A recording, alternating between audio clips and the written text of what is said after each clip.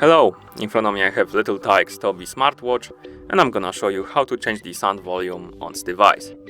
First, let's wake up the screen on our watch. To do it, press the home button.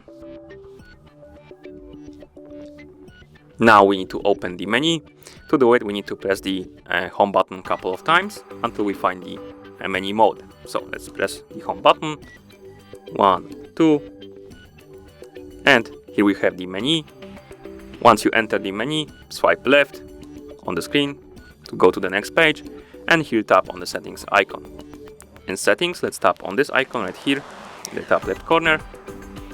Now swipe right on the screen, and here we have the sound volume option, and we can adjust it by tapping on plus to increase it and minus to decrease it.